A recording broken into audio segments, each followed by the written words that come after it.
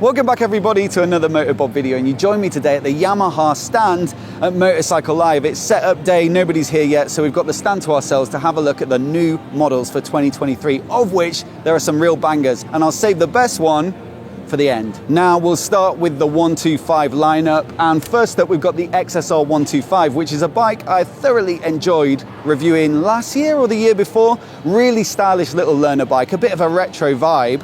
This is the Legacy edition, so it's got spoke wheels and gold rims and a black paint job, but the regular model also comes in white, yellow, and new for this year, blue with gold rims, which looks absolutely exceptional. If I was a learner rider riding that, I'd be very happy with my lot, because it looks just like, I mean, a smaller version of, but it's bigger, more premium, more powerful sibling, the XSR 900. It's basically the exact same colors. Now we'll head over here to the MT 125. So the XSR has got a more modern, sporty looking equivalent, and this is it. And this does get some technical or spec tweaks for the new model year. So firstly, we've got a new TFT display, which is really quite modern and classy looking for a 125. And it does offer a little bit of phone connectivity as well. So you'll get calls and messages on the dash if you've got your headset connected and that sort of thing. Also, traction control now on some of these 125s for 2023. Now, at 20 odd horsepower, do you really need traction control in the dry?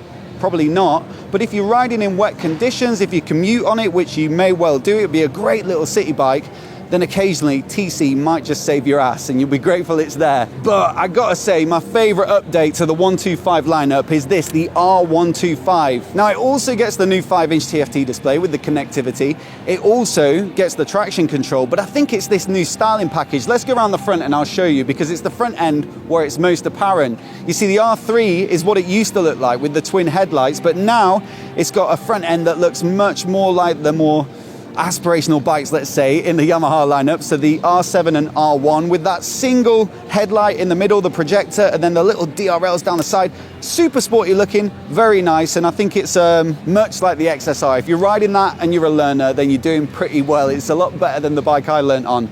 Also, so a little bit of detail here in the cockpit. It gets a new top yoke, which is said to be R1 inspired, and it gets preparation for a quick shifter accessory, which for 125, what a great little feature to have. Now join me back over here with the XSR lineup. We saw the 125 and the 900, but in between them sits the 700, and we've got a new addition for 2023. This is the XSR 700 Legacy. So much like the Legacy version of the 125, it gets a bit more of a retro scrambler aesthetic. No changes to the spec. It's the same CP2 parallel twin that makes 70 odd horsepower. Same chassis, same suspension and brakes, and same tech, but this finish is absolutely stunning. I think of all the finishes they've done over the years of the 700, this is the best, because you've got this silvery, metally paint job on the tank, the speed blocks along the bottom, gold logos, gold wheels, you've got the MT60 Pirellis, the semi-knobbly tires, and then the wide scrambler bars with the brace, the chunky foot pegs. It's got that real scrambler vibe. Not a bike that you'd really want to take extensively off-road, but I think that gives it that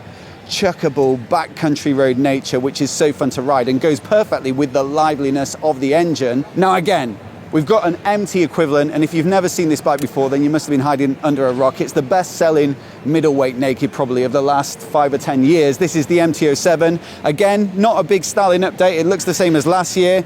Engine's the same, chassis the same, but it does get, like some of the other bikes, a 5-inch TFT display, and again, you get phone connectivity, so you can hook up your phone and get calls and messages and all that sort of good stuff while you're on the bike.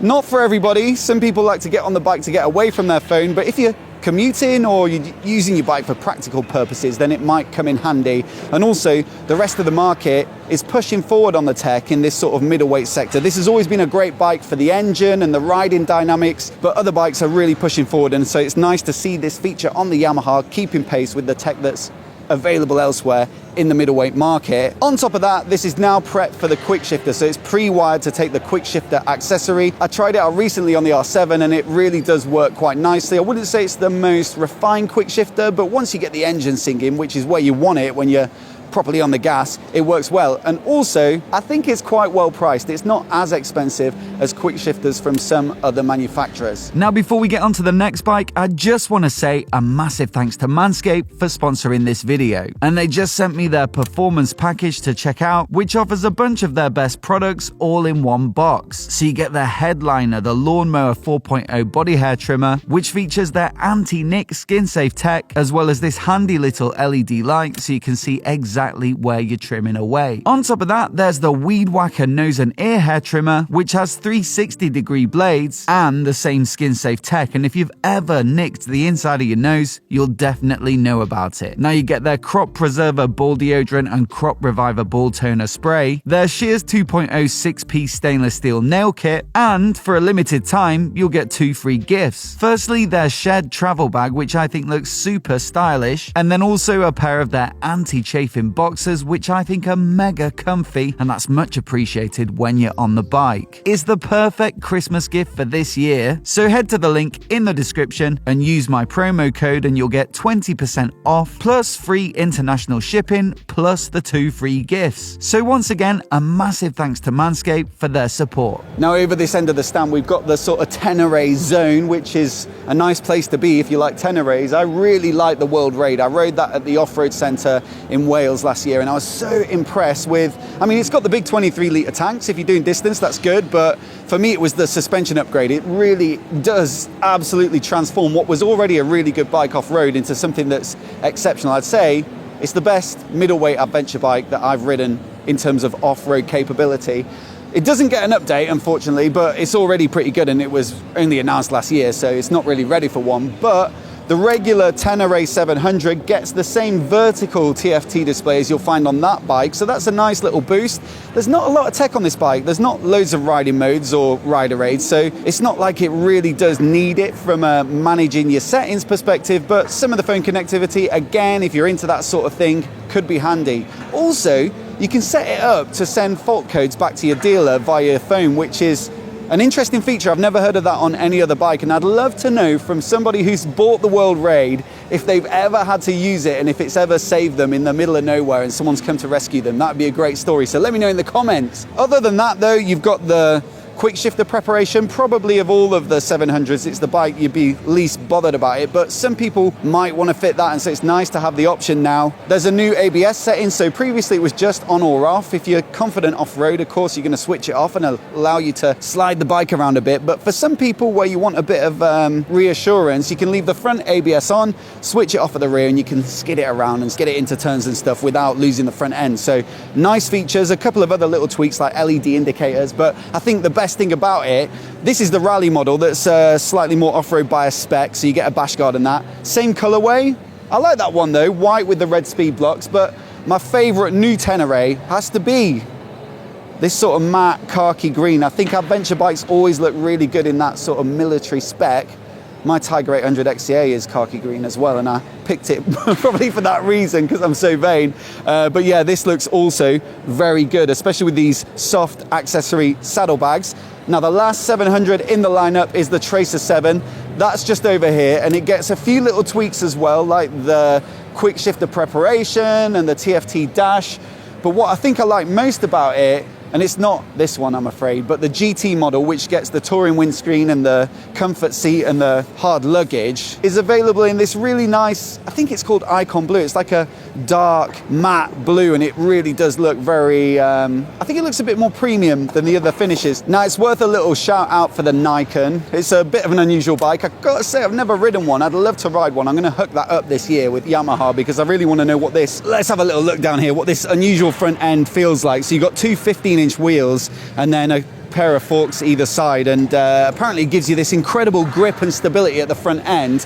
And so I'd definitely love to try it out, especially because it's now got the updated CP3 engine, which you get in the MT-09 and the XSR 900. Brilliant engine. One of the best engines, I think, on the market at the moment. So much fun, lively, powerful, smooth. It sounds really good. And so nice to see it here if you're a fan of three-wheelers. They've redesigned the frame around it as well to house that new engine. It gets the TFT display and then lots of tweaks. I even read that they've got dedicated tires for the front end. So they're 15 inches, of course, but they've been designed specifically for the demands of this sort of unusual chassis setup. But the big one, I said I'd save the best for last, and I believe in the Yamaha lineup, it's this, the Tracer 9 GT Plus. Why is it so good, you ask? Well, the Tracer 9 was already quite spectacular. Again, it gets that amazing CP3 engine, great chassis, really well priced. I think you get great bang for your buck. But what they've done with this Plus model is just taken it up a notch in terms of the electronics. So it now gets a radar at the front end, so you've got active cruise control. But the phenomenal thing, from what I've read in the press release, and of course I haven't ridden it, so I don't know what it feels like, but I'm looking forward to finding out. But the cruise control and the radar ties into the throttle control, the semi-active electronically adjustable suspension, the unified braking system, which can apply a bit of brake pressure on your behalf, and the 6-axis IMU, which feeds in lean data. So if the radar detects that someone's slowing down in front of you, it will firstly cut the throttle to give you a bit of engine braking. If that's not enough, it'll apply the brakes on your behalf. And while you're doing that, the IMU's feeding data in, and the suspension is adjusting to make sure that the bike holds its composure and doesn't dive. And it'll do the same if you're accelerating, it'll do the same if you're going around a corner. It knows it's banked over, so it'll accelerate appropriately and give you the appropriate braking intervention and suspension settings. What a phenomenal sounding bike. I know that level of tech isn't for everybody, but for those of us who do like that sort of thing, or maybe are just intrigued by it, I think this is a phenomenal package, and you know, it's going to offer so much versus some of the competition. So a stunning job. In fact, a lot of stunning bikes, I'd say, from Yamaha this year. So a massive thanks to them for inviting me to have a look before all the punters come in and get in the way. You know what it's like. We'll be back on Tuesday to do a bit of that sort of filming, but this was a joy to have the stand to myself. So thank you very much. As always, let me know which bike you'd pick down in the comments below. I'd love to know which one you'd like to take away if you could. And if you want to see more of our content from the shows this month, from EICMA and from Motorcycle Live,